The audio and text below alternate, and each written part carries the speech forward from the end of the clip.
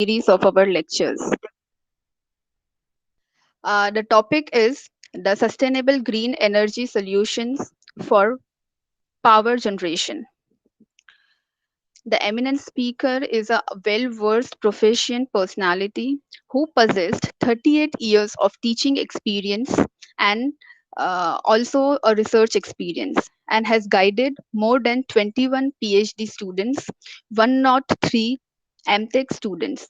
He is none other than Dr. S. A. Channiwala sir, a retired from the post of professor in mechanical engineering department of SVNIT Surat in 2019. However, he is currently engaged in research activities as a holder of the prestigious CSIR Bhatnagar Fellowship at SVNIT till December 2021. Sir has published more than 235 research papers in reputed journals and conferences. He has 15 patents to his credit, out of which 3 are international. This distinguished personality, Dr. S. A. Channiwala sir, is actually actively involved in various sponsored research projects, awarded the Young Scientist Award twice, and has total 8 awards to his credit. I am extremely delighted to welcome Dr. S. A. Channiwala sir. On the behalf of SASIT, we show our gratitude and appreciation to have you and be a part of this STTP. Over to you, sir. Thank you very much for a nice introduction of mine. In a simple language, I am a simple teacher, and that is my real introduction. So today what I am going to share with you is, you have learned many things related to your solar energy or a renewable energy. The basic aim of that particular category of solution is to minimize the energy consumption of primary fuels and to minimize the emissions. Now the same thing, if you look towards the limitation of these sources, the major limitation of these renewable sources is the inconsistency. First, second is a large area requirement. Third one is a large initial cost requirement. And because of this, probably the utilization of this category of sources has certain limitations. Now we think in a different way. Our objective for utilizing this category of sources is to minimize energy consumption and to minimize emission. Can we do the same thing with our existing technologies? And that is the answer which I am trying to give to you all today. We will try to understand sustainable green energy solutions for power generation. So, part 1, I will first take you to the overview of energy and emissions. Then we will go for a coal-based technologies with green energy solutions. And then waste to wealth projects, a coming up era, which I call it is a sustainable green energy revolutions. And then finally, acknowledge and give you a message. So let us come to the first part, overview of energy and emissions. Say, our energy is a must for technological advancements. What is the result? The fast depletion of fuel reserves. Second, the pollution is an associated evil. So what is the challenge before us? The continuation of technological advancement with no or minimum evil. That means that we have to search for sustainable green energy solutions for a better tomorrow. We have to leave this world behind us, which is better than what we have lived. That is what is our mission.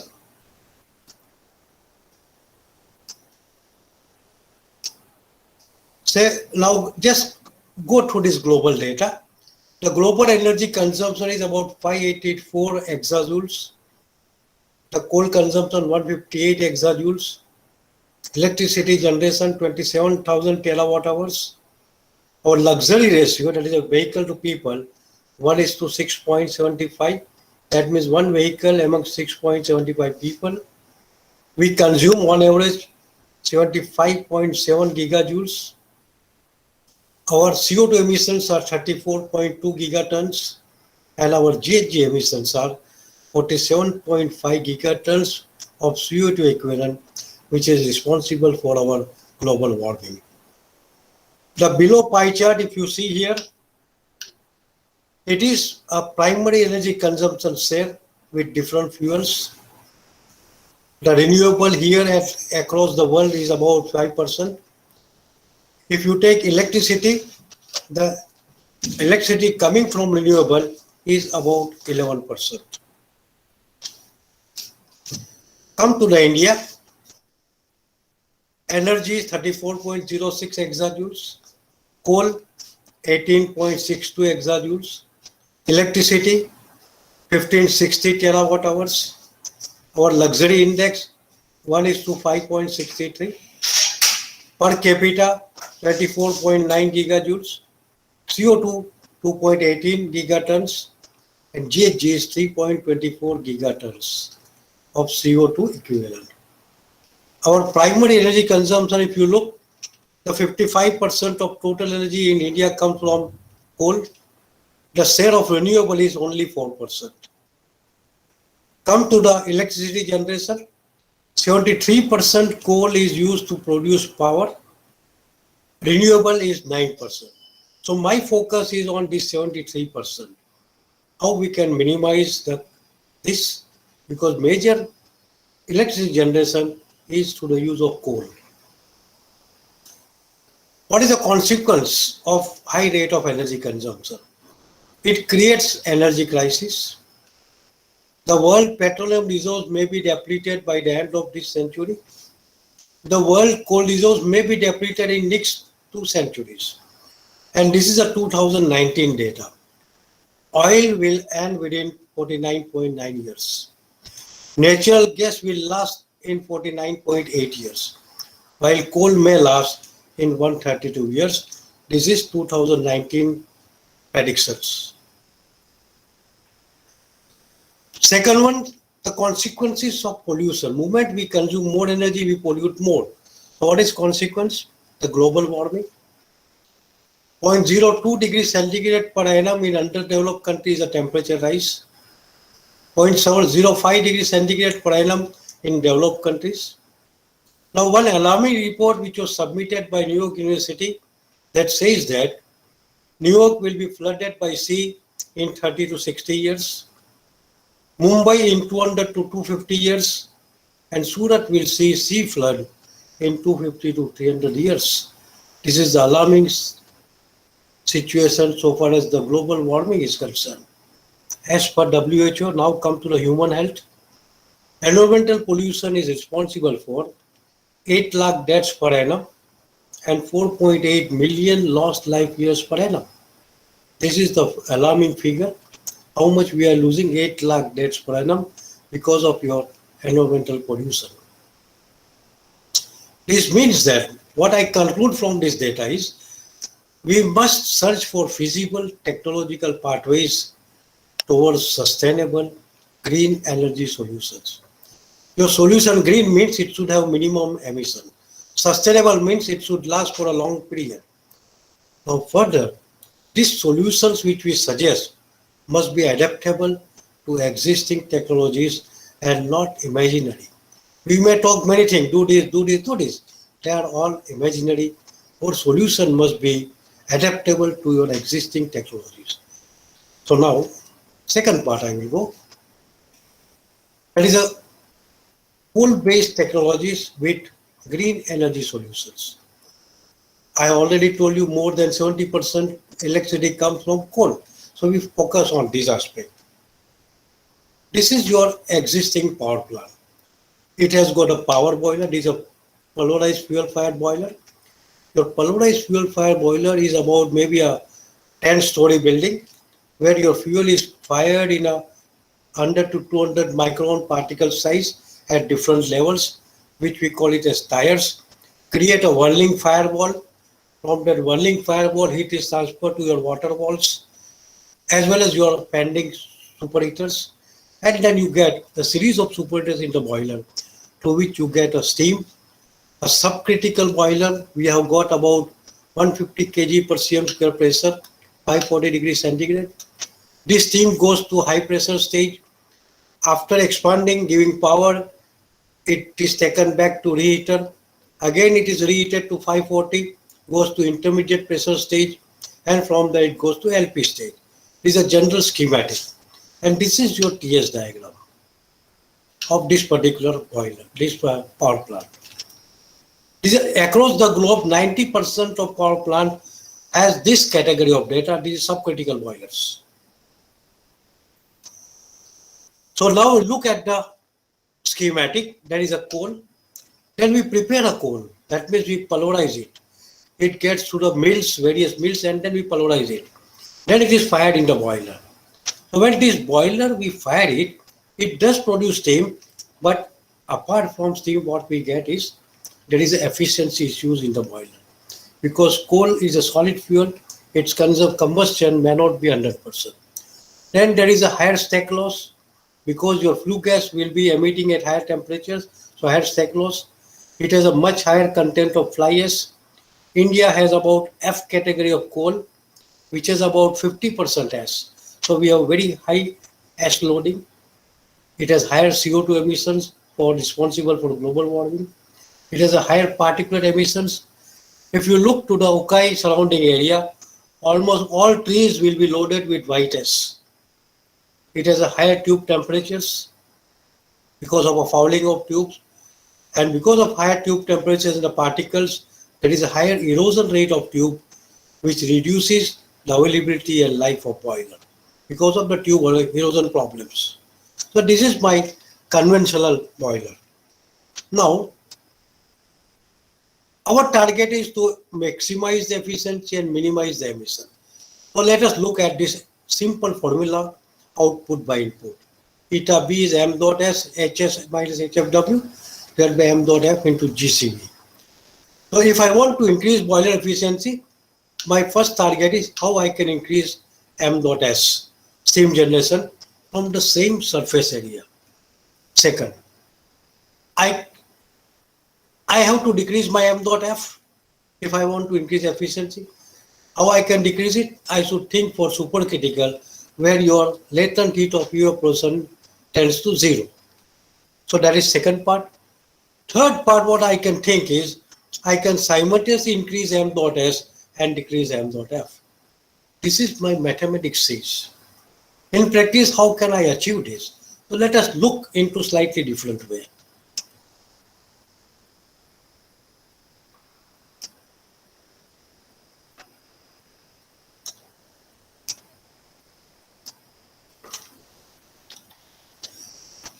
There is another way of looking at boiler efficiency. In boiler, we fire a fuel, so it burns. So that burning will have its own efficiency, which I call its combustion efficiency. After it burns, it transfers heat to the water to convert it into a steam. So when it transfers heat, it passes to a gas film, it passes to a fouling resistance of the particles, then it encounters a tube resistance, then it encounters a scaling of water, and then there is a liquid film. That means it passes through these 5 resistances. If I can minimize, that means there is some efficiency which I can call it as heat transfer efficiency. So boiler can be given as eta combustion into eta heat transfer. So how we can increase this too? If I can reduce these fouling resistances, my U will increase, U0. So my useful heat gain will increase, which will offer me more steam generation, m dot s. Now, this is said. Now, how to practically achieve it? So, I will try to devise some advanced fuel additives and then try to use it. What this advanced fuel additive will do? It will improve combustion efficiency by catalytic effect. The moment your combustion efficiency is improved, your m dot f will decrease. First part. Second, to reduce fouling of heat transfer surfaces, it will reduce fouling. That means the scaling, fouling, outside fouling. So it will increase heat transfer efficiency. So this will improve my m dot s. So my m dot s and m dot f is improving by using the advanced fuel additives. At the same time, this will have some effect which is emission reduction effect. So it will reduce global warming. And another part which is responsible for maintenance of your boiler, so that is it will reduce clinkering. There will be no lump formation. So that will reduce your boiler maintenance and boiler availability. So this advanced fuel additives has a very good advantage in terms of efficiency improvement plus the boiler reduction in boiler maintenance problems and emissions. Now what we have done is we developed this fuel additive in 1995, and then we took a trial on Ukai thermal power station of 210 megawatt. This trial is taken as per BS 2885. So it is a 4-hour trial. We take measure all these fuel sample we collect, gas sample we collect, the temperature levels we measure every 15 minutes and then take average. So this is my average data of Ukai thermal. The trial was taken somewhere about 2001, 2002, and this is my data which we have collected.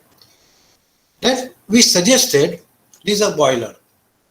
SC was an additive which we have suggested them.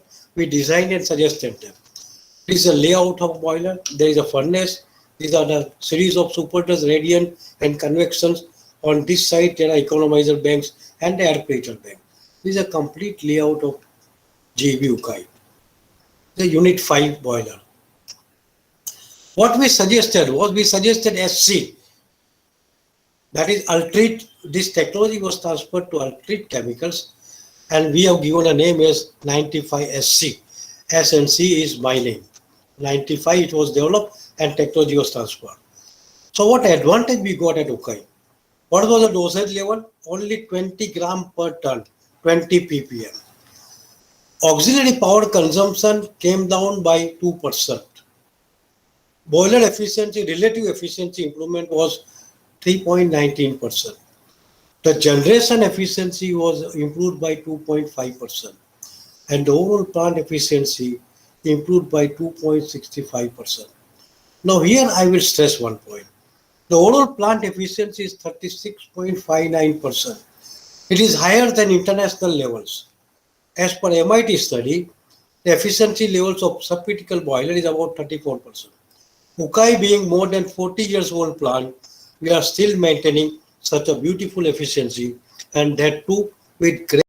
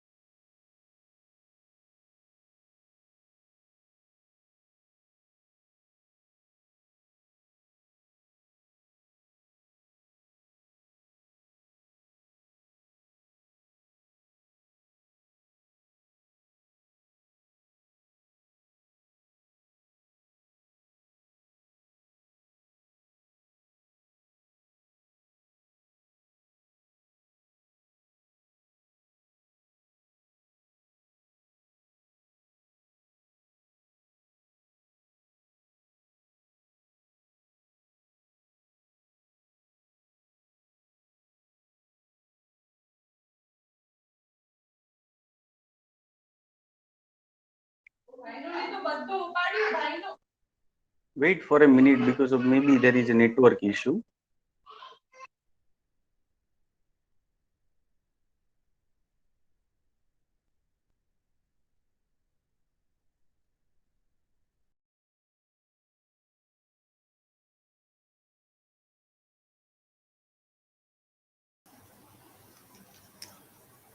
Am I audible to you all?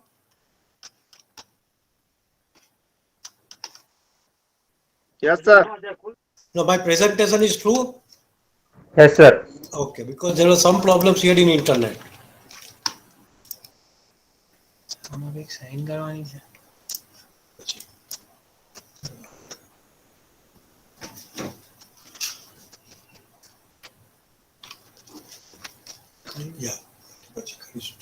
करें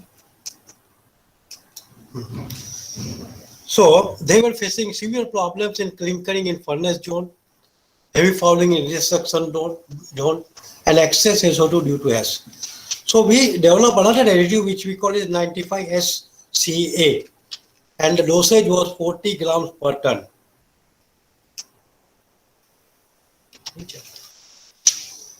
Then we carried out a very long duration trial. You can see number of days is 19 days.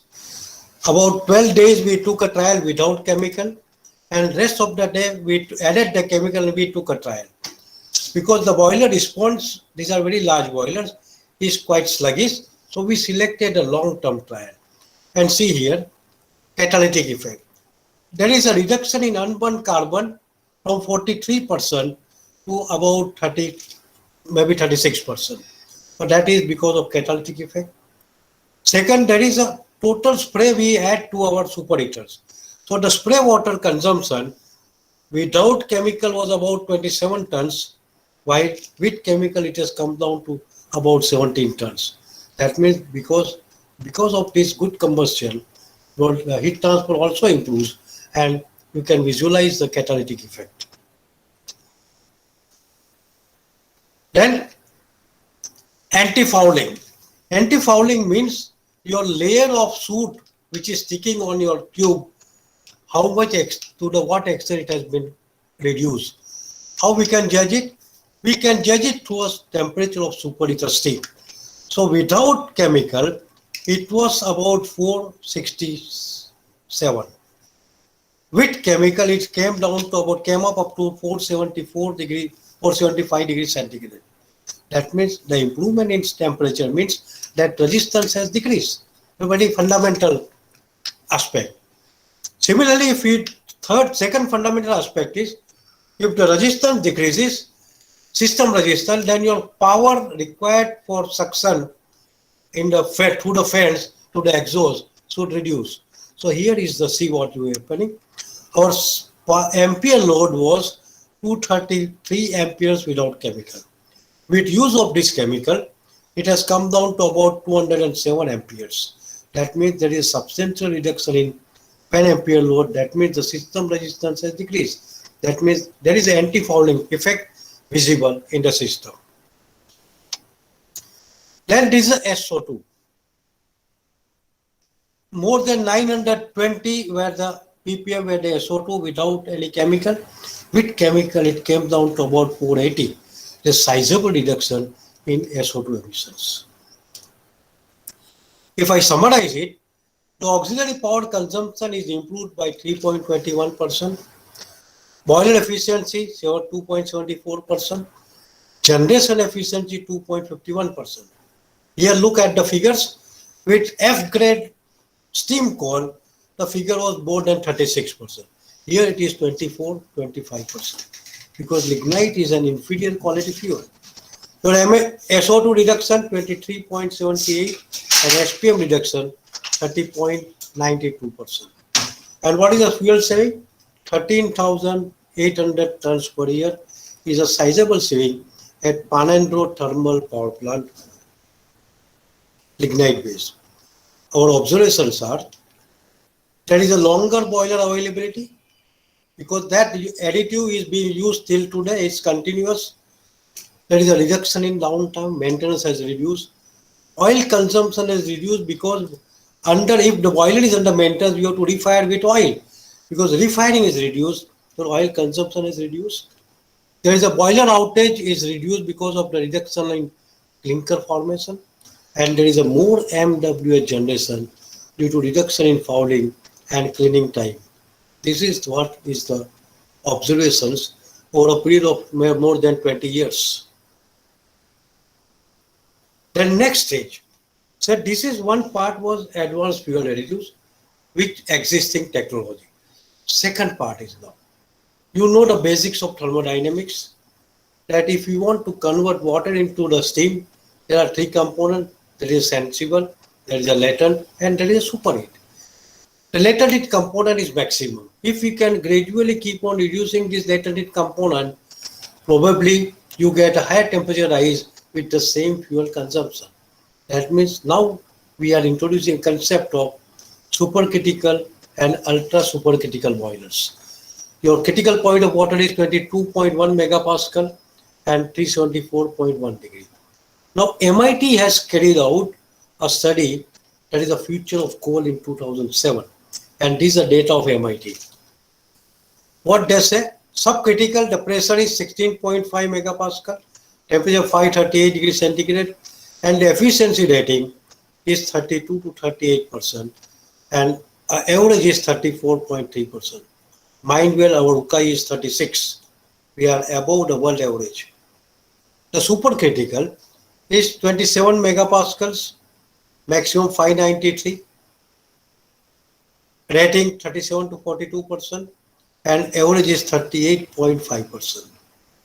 If we go for ultra supercritical, 31.72 megapascal is a pressure, 604 is a temperature, steam temperature, and the rating is 43.3%.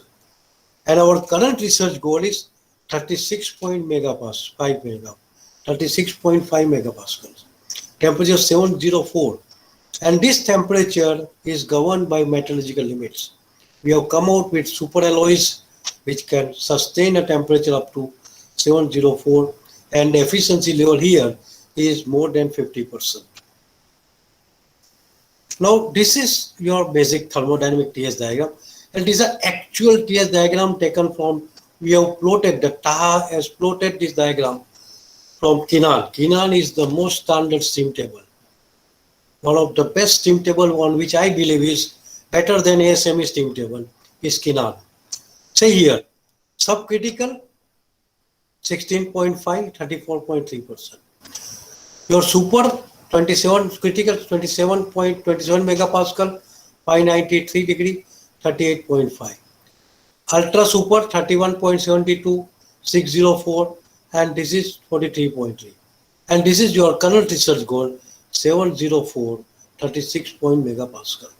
So we are targeting to this level at present. Now, your Carnot diagram, what is the Carnot efficiency? 1 minus T2 by T1. As you keep, T2 is constant because it is surrounding, not under your control. But T1 is under our control. If this T1 keeps on increasing, your efficiency will keep on increasing. And this is what exactly we are doing here. So, TS diagram for advanced boilers. Now, even this advanced boiler has a problem of your emissions, the tube erosions, ash handling, everything. So what I am doing is, we incorporate a coal gasifier in between. What gasifier will do? It will convert this coal into gaseous fuels. And whatever ash is there, it is coming out from here itself, bottom ash. And only gas is going to the boilers. Moment only gas we are firing the boiler, what we will reduce the stack loss, no fly ash handling, minimum CO2 emissions, minimum particulate emissions. There is a lower tube temperature because tube is cleaner, lower erosion rate because there is no particle layers, and increased boiler availability and life. So this becomes a green energy technology if I incorporate gasifier even in the advanced boilers. Now, a slight detail I will take about gasification. Gasification is a thermochemical conversion of carbonaceous feedstock into gaseous fuel. It is classified as clean energy technology. It improves overall conversion efficiency by 1 to 3%. It reduces particulate emissions by 50 to 80%. It reduces CO2 emissions by 10 to 30%. It enables to gain carbon credit for countries like India. Our preliminary result shows that through the use of gasification, CO2 emissions reduced by 28.24%. And if I gasify 1 million tons of coal, I will earn 2.1824 million carbon credits. And this is a good earning so far as India is concerned. Now, application of gasification is many. A process is requirement, a process steam requirement, and small, medium, and large scale power plants, you can use it. If you go to Morbi, all your tiles manufacturing is through gasifiers, that is the coal-based gasifiers.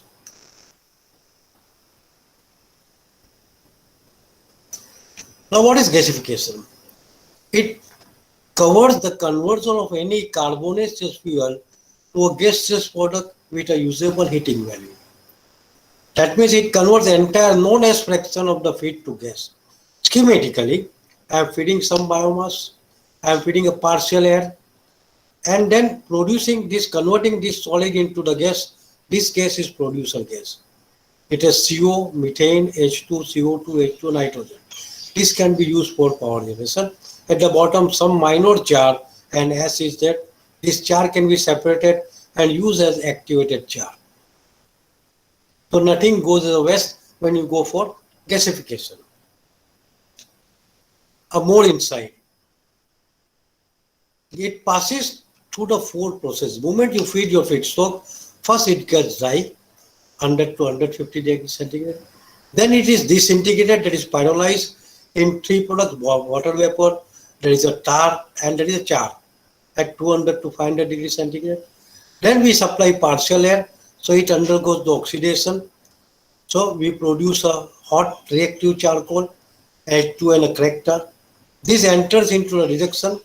There are many reactions, but these are two principal: water gas reaction, which produces hydrogen monoxide, and there is a Boudot reaction, which produces carbon monoxide. So these are the series of reactions in oxidation zone, series of reactions in reduction zone. And what we finally get: CO 15 to 30%, H2 15 to 25%, carbon dioxide 6 to 12, water vapor 6 to 12, methane 0 to 3, nitrogen 35 to 50, and CV is 4.5 to 6 megajoules per nm cube. Now, there are many types. One is a downdraft, that means the feed is coming from the top, air is also going in the same direction, so it's a parallel flow, so it is a downdraft gasifier. In second case, we supply air from the bottom, so the position of zones will change and we get here the fuel. This fuel will have some tar, so you need a better cleaning. Here you don't need much better cleaning system. Then there is a cross draft, you get intermediate gas. So this is my cross draft gasifier, updraft and downdraft. Then a much advanced, which are used now in almost majority of the power plants, which are based on your Brayton cycle, that is entering bed gasifier. You feed a mixture of coal particles, maybe micron particle size, it entire bed goes here and you get here syngas. That is your gas is produced here at high pressure. And this you can use it to your combustors or in the boilers. Then there is a fluidized bed we supply from here. There is a fluidized air is supplied from here. There is a bubbling bed, and you get here the outcome is your syngas. That is the producer gas.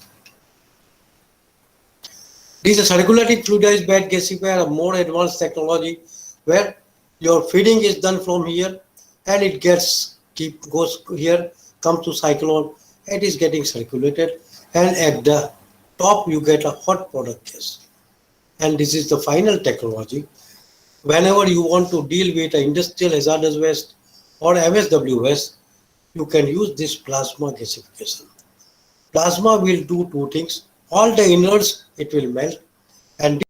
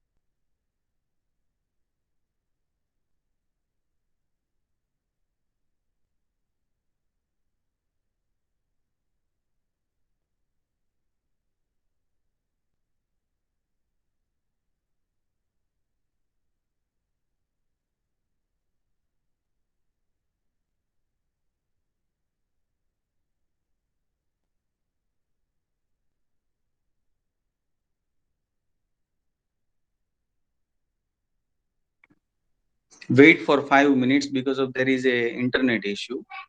So I think wait for the 5 minutes. Maybe it will be solved. Thank you.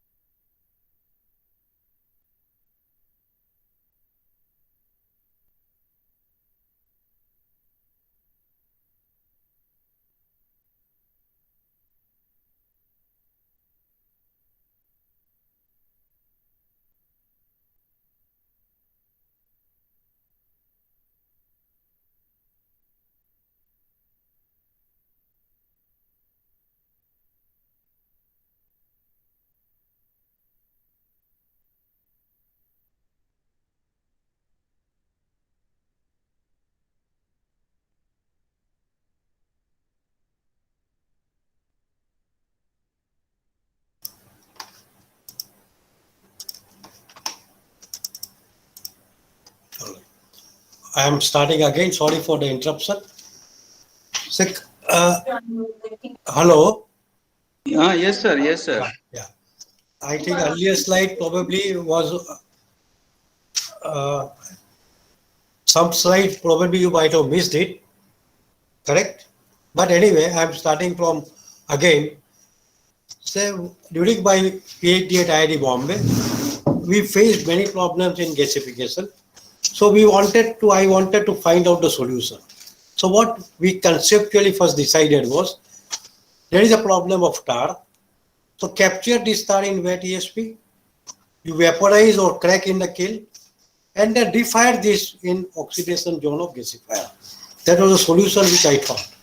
Second, that contaminated effluent, to minimize the quantity, you incorporate indirect cooling system with series of coolers and condensers.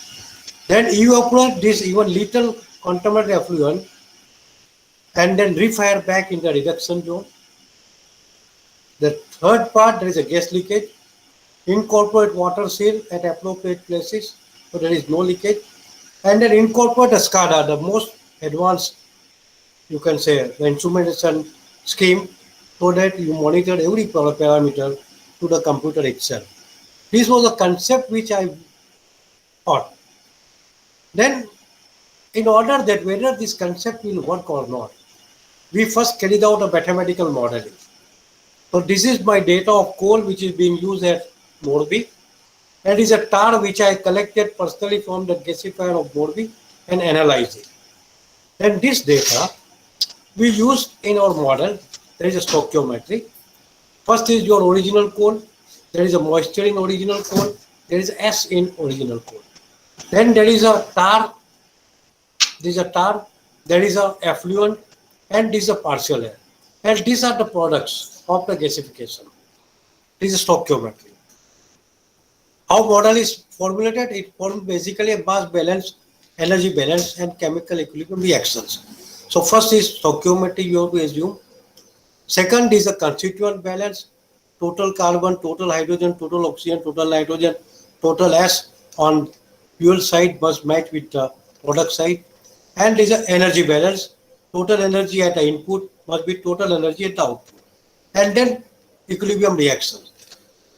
This was modeled with actual data, and these are the results. We used three models. One was heterogeneous equilibrium model, second was homogeneous equilibrium model, and third was non-equilibrium model. All the models said me that my gas quality is above 5 megajoules.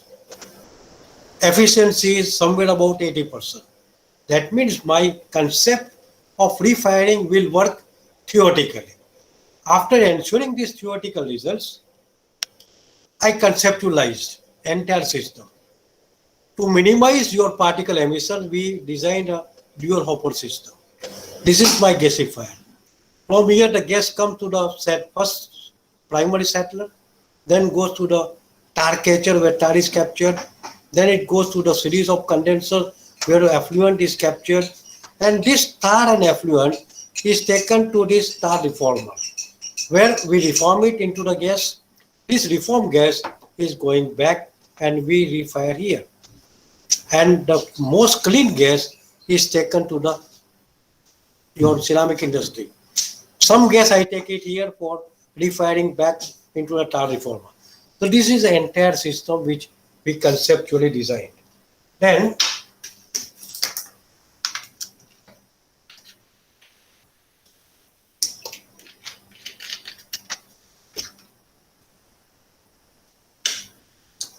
this is a complete SCADA stick. All parameters at every point will come on my screen so I can see what is temperature, what is pressure, what is the flow rate. So this is a complete instrument screen which we designed it. Then this is one of the challenging plant, that is FL Ceramics 20 megawatt system.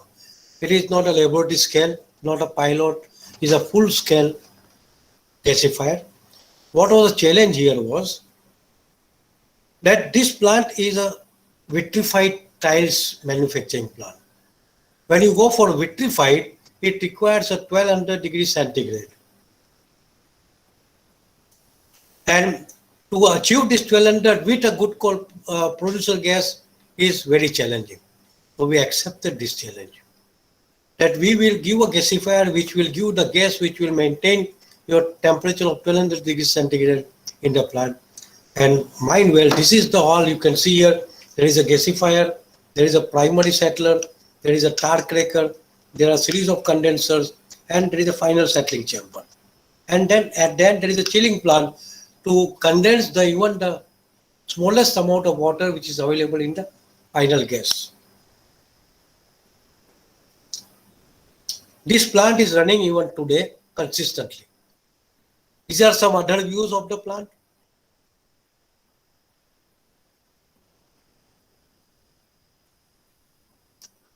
Another views, all different views I am showing you. Actual plant at Morbi. There is a cooling tower, gas supply line, tar cracker, dual condensers. Another views, there is a two-way water seal control valve. Why two-way? Because we are using two series of condenser. If one series is under maintenance, I can shift it to a second series. So that's why we call it as a two-way water seal control valve. Everything is patented by us.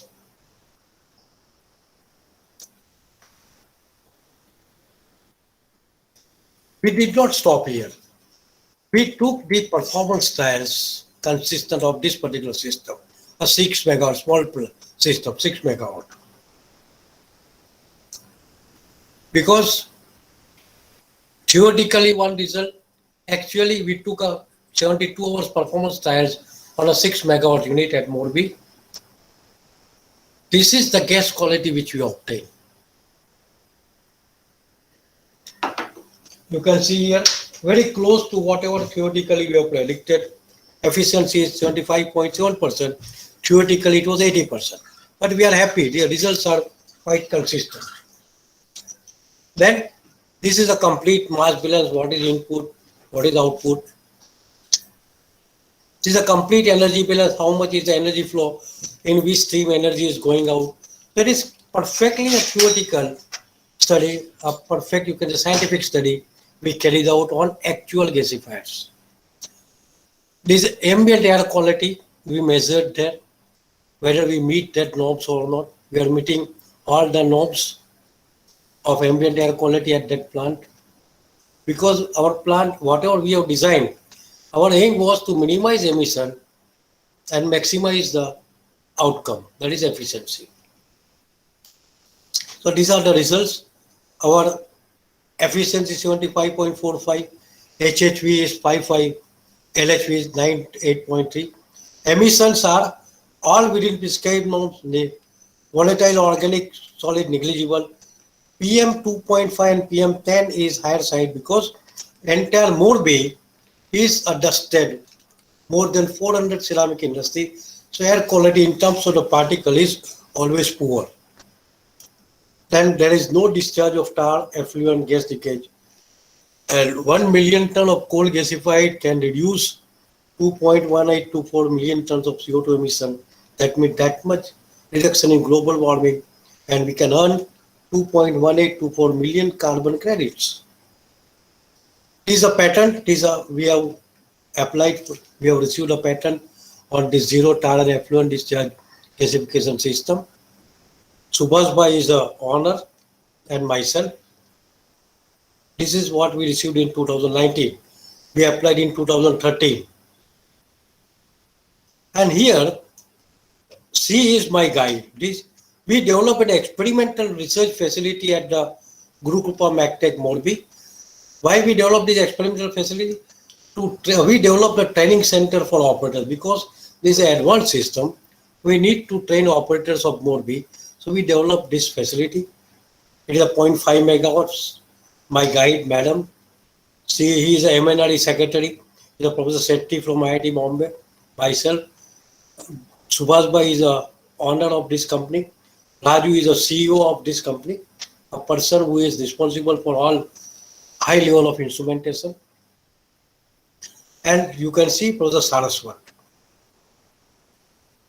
He is a man, was a principal scientific advisor to Government of India, DRDO chief.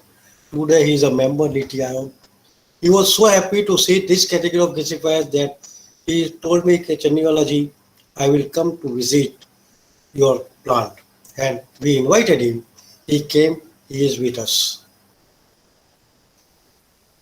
Again, the second view with Dr. Saraswat. The persons beside him is from Central Pollution Control Board, Delhi. Then this was a gasifier which was developed for a good quality gas, a good coal. In India, we don't have good coal. Major portion is grade F coals.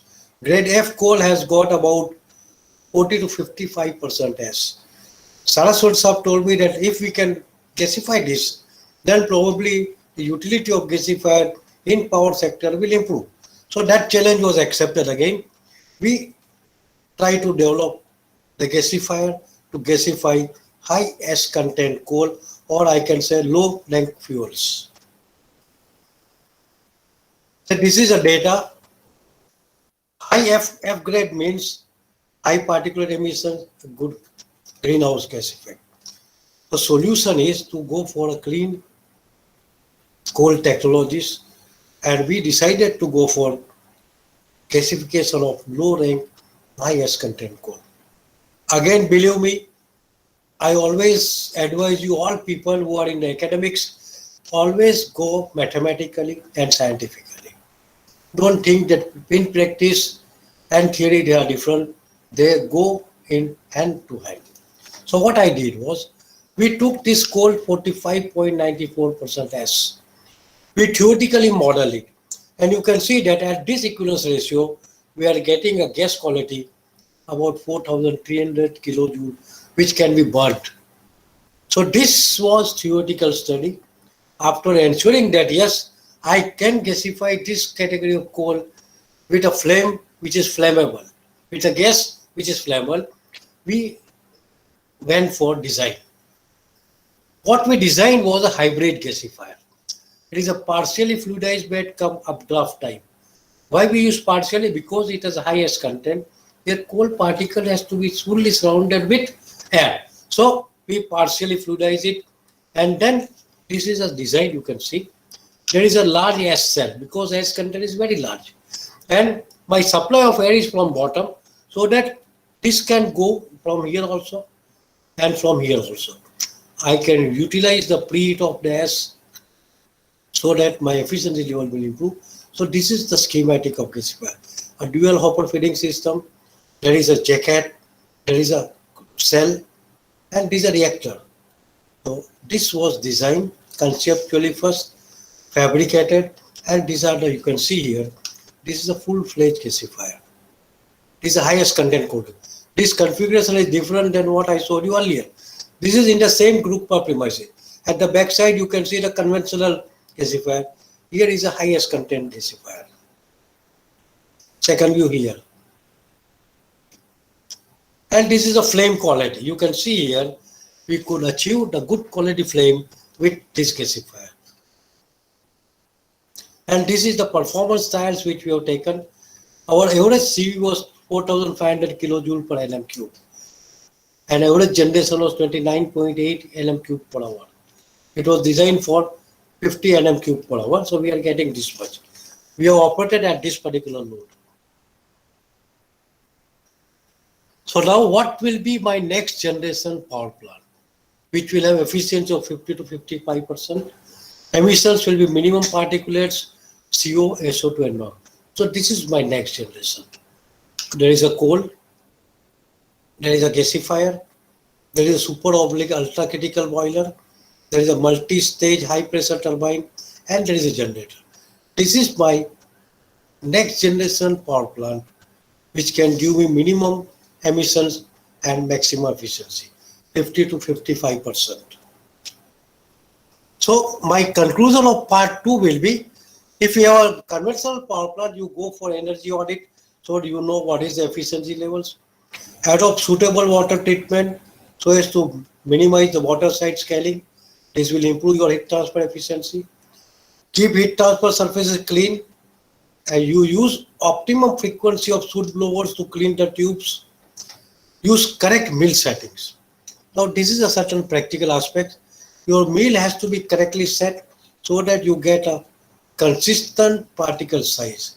If this size is disturbed, your unburnt carbon in bottom mass will increase, which should not happen. Then use appropriate fuel additives.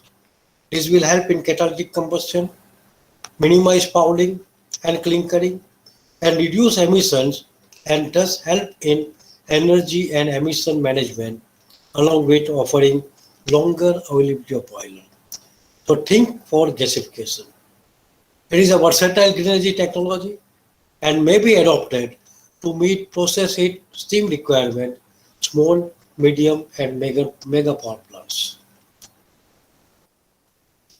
Second is the next generation thermal power plant. What I can say is, it should adopt stringent management of energy and emissions through super and ultra supercritical boilers and zero effluent discharge gasification technology. This will offer efficiency greater than 50%, particulate emission less, reduced by 80%, CO2 by 30%. So that means you will contribute towards reduction in global warming, increase in plant availability and life, and earn carbon credit. This is the next generation power plant. Now the third part is West to Wealth projects. I have given a title, a sustainable green energy revolutions. We produce lot of waste. Can we convert to the wealth? Answer is yes, and that is what I am trying to give here. So look at this data. The source-wise and state-wise estimated potential of renewable energy, renewable power in India in megawatt on 31st March 2018. If you look to the data here, total 10.96 lakh megawatt is possible to be produced from renewable power. How much? 10.96 lakh megawatts. Much higher than what is our existing. So this is our target, what figure we have. Out of this, my West to Wealth is only 0.23%. But I am focusing on this 0.23%. Right? West to Wealth. If we see the livestock and poultry population in India in millions, this is the data. From 1997 to 2012 data. For cattle, buffalo, sheep, goat, everything, pig, mule, poultry. This is my data of the livestock population. Now, if I summarize this data, we have total livestock is more than 500 millions, poultry more than 700 millions.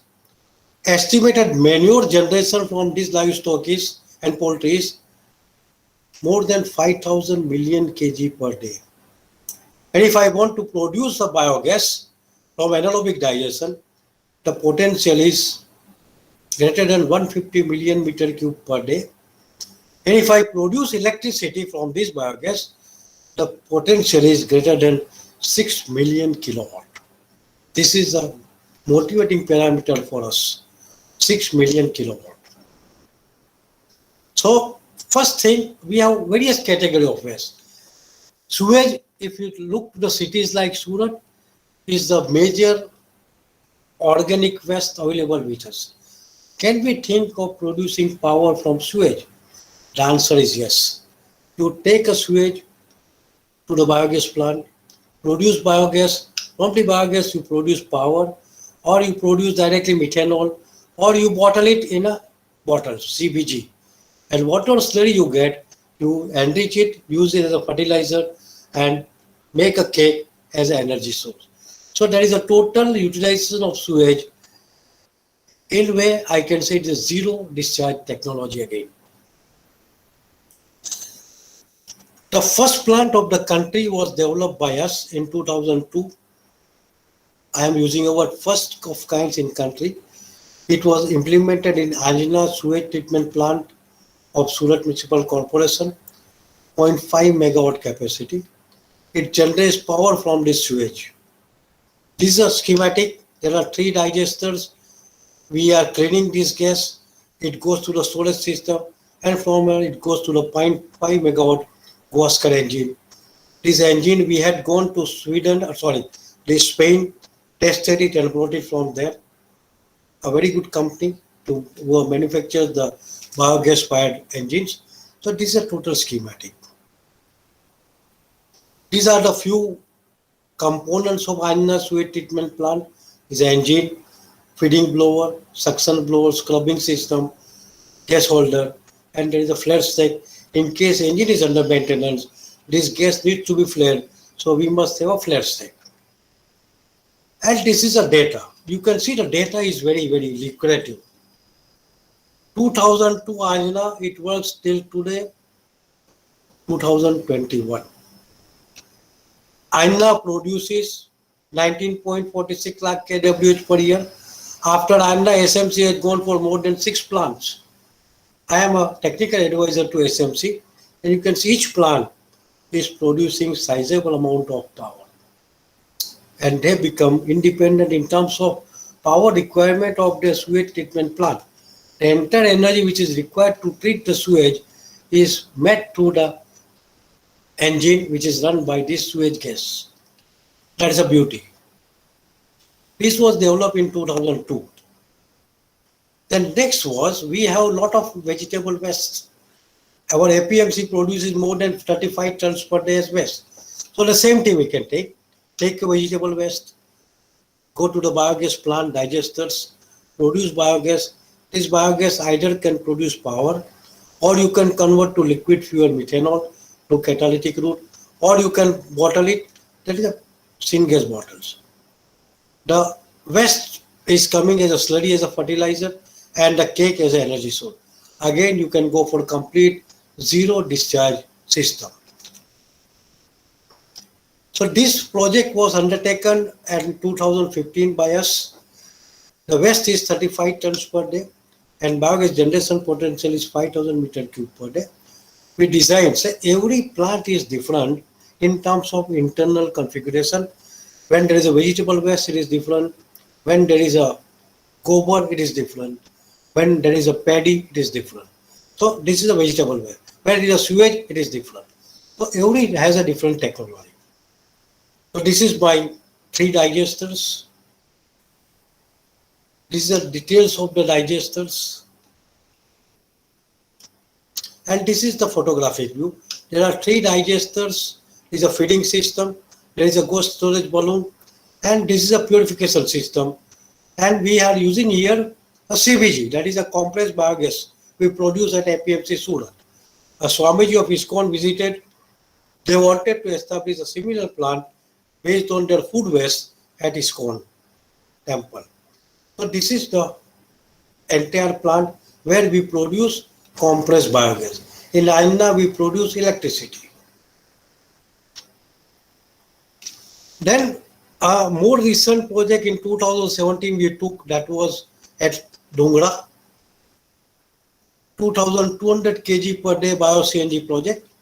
Our objective was to produce 5000 meter cube per day of raw biogas, 200 kg per day of bio-CNG, 20 metric ton per day of solid organic fertilizer, 70,000 kiloliters per day of liquid fertilizer. And what feedstock we have used? Gobar, chicken toppings, vegetable waste, food waste in general.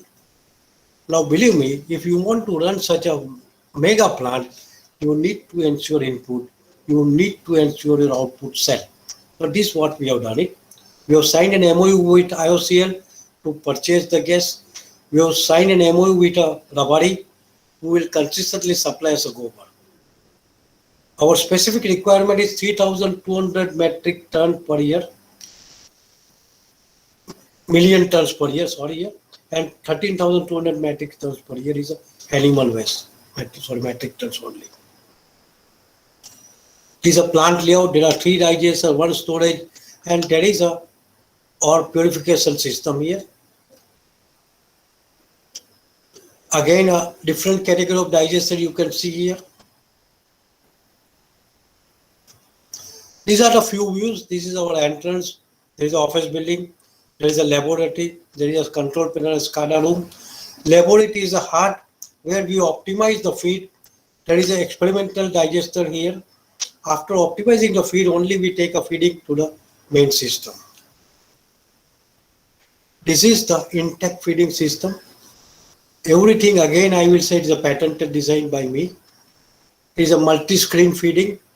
At the end, there is a agitator system, and the water pumps we are using, these are known as your slurry pumps. Again, they are of special design, and it is again patented. There is an intake feeding, there is a digesters here, construction stage, there is a filling station, and there is a purification system. And this is the latest. Completely, this project has been operative since last year, that is 2020, January. And 1 year we have passed it.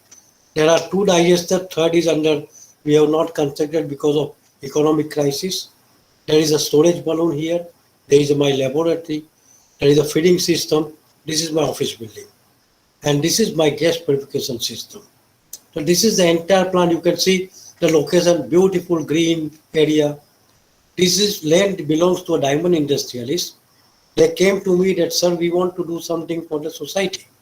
So then I said that we should do this, where we can create a local employment. We can make fertilizer and we can make gas also. So this is the site. Then what all fertilizers we produce here, the slurry. This is an anaerobic slurry. Anaerobic slurry I never recommend to directly use as a fertilizer because it has pathogens. You need to give it a aerobic treatment. You need to enrich it with more and more organic carbon material. So this we did it. We produce a bio-organic liquid fertilizer. We produce the bio-organic solid fertilizer. And then the results we have taken for nearly 2 years after establishing in the field. From this January 21, we have launched this product in the market as a liquid tonic, is a liquid fertilizer. Grow Farm is a much enriched liquid fertilizer. Grow Soil is a solid fertilizer. This is what we have introduced in the market. Myself is acting as a technical advisor to these fellows. After my retirement, the mission of my life is to serve the society. Because today, whatever cancer is there in the society or the illness is in the society is because of not only air pollution, because of the use of chemical fertilizers, because of the use of pesticides, which we eat it, and we produce cancers in our bodies. I have lost 4 relatives in cancer. So I decided that after my retirement, I will do something for the society.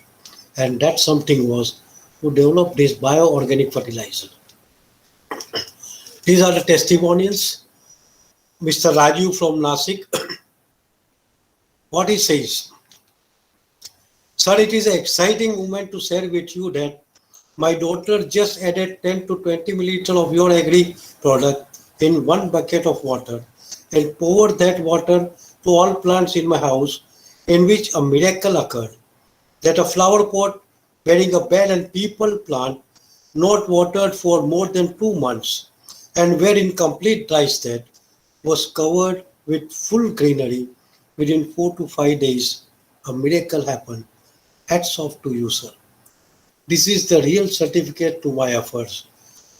The only thing which is satisfying for me is this category of testimonials.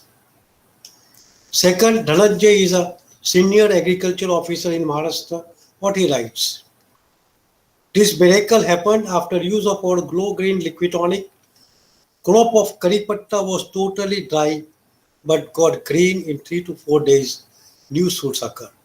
Again, a pleasurous moment for me, for us, I will say. This is a broccoli Sanjay board. These are results of, these are all videos, but here I have just captured a screenshot of the videos locally. You can see the size and the greenery of the broccoli. And then the most important part, we analyzed this fertilizer in National Horticulture Lab Nasik, who analyzes the residues present in the fertilizer. And our product is found to be 100% residue free. 263 elements they checked it and certified that this product is 100% residue free, means this cannot create any cancerous effect on human being. The moment you use this, and whatever plant we generate, whatever fruits or crop we produce, it will be residue free. That's a beauty which I can share with you. And this is worthy for export. You cannot export your organic fertilizer or any kind of fertilizer unless it is residue free. And these are the nutrition results, and you can see here the watermelons and the onions, which we have solar sterilized the entire product. The solar energy knowledge of mine, I have used to sterilize this fertilizer so that your pathogens are free. There is no heavy metals availability and 100% residue product. I call it as a solar sterilized liquid fertilizer. A very large solar sterilized stills I have designed, developed and put into use at Glow Green Dungra. Anybody who is interested, you can visit that particular project. One of the most advanced projects of the country, 100% SCADA control. So my conclusion of part 3 is, Waste to Wealth projects is an upcoming field in the era of green energy revolution. Because it's a revolution, because you produce a bioorganic fertilizer which is giving you the health. What is my overall conclusion? The present level of energy consumption and alarming emission level warrants for the search of technological pathways towards sustainable green energy solutions which are feasible and easily adaptable to existing technologies. Second one is a coal-based thermal power plant incorporating gasifier and super/ultra-critical boiler is a feasible technological pathway towards sustainable green energy solutions. My third one is Bio-CNG is an upcoming era of waste to wealth projects offering green energy solutions along with organic biofertilizer to improve soil and crop quality, leading to better human health. Let us all work together. It is not only one Channiwala required. I need multiple people who work together for a better tomorrow. I must acknowledge you all, the organizers, Jignesh, Mayur, right, and their entire team, Vipul, and their entire team who have been consistently in touch with me. Guru Krupa is a gasifier fellow. Glow Green is this Dungra project. Enpro, my students Taha Pat and Pat Patel. Without these boys, I cannot make this category of presentation. My staff, Vinesh, Hitesh, Sagar and Mohil. Mohil is now no more. May his soul rest in peace. And you all. Finally, I give you a message. We have to be socially responsible human beings. This means that if we want to have luxury of one fridge and one AC in our house, we must grow 2 trees to maintain ecological balance. If we want to have luxury of four-wheeler, we must grow 4 trees to maintain ecological balance. And this message I give you to you all because we have to be a responsible human beings. So thank you all for patiently hearing me. I am sorry for some disturbance due to internet. Now, if you have any questions, you can ask or you can mail me whatever you feel. My mail ID is available with you. Thank you very much. Sir, Ah. first of all, let's say question from the participants. So, is there any question, my dear participants? If you have any question, then you can raise here.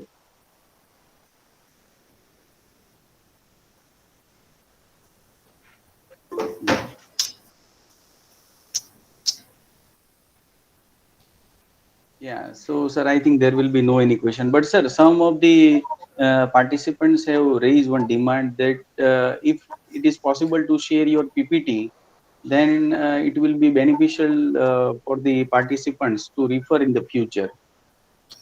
I will check up and let you know, right? Okay, sir. Because Okay, sir. something Thank is you. belongs to that Dungra project fellow, so I will delete few of the slides which are giving dimensional details, right? Okay, sir. No problem. Then Okay, I sir. will send it. Okay. Okay. Okay. Yeah. So, sir, once again, this was really a very interesting session. Because of you have explained so many terminologies related to the solar, then power plant, and fundamental information of everything. So really, we have enjoyed in the whole session. So thank you once again so much, sir, Dr. Channiwala, sir, for giving such a wonderful expert talk. Thank you And very much. yeah, sir, and sparing your valuable time with us. So once But again, as a thank you, teacher, sir. I am always there with you all. You know it Yeah, well, right? so, sir, once again, I would like to say that you are very polite, sir. Actually, we want to meet you again and again, sir. So Yeah. that is your actually simple introduction that you explained earlier also, Yeah. starting of this session. Yes, sir. Yes. Yes. Yeah. All So, right. sir, Now, once again, you are actually invited in the next session. Exactly, we are going to start at 2 p.m. for the okay. valedictory function, sir. Okay. Fine. So yeah, so every participants are requested to remain present at the next session that will start at 2 p.m. exactly, and that will be the valedictory function. So thank you once again, everyone. Thank you, Chandiwala sir. Okay, Peter. Thank you all. Thank you all. Huh? Yeah, Yes. thank Thank you, you. sir. Bye. Thank you, dear participants. Now you can leave the meeting.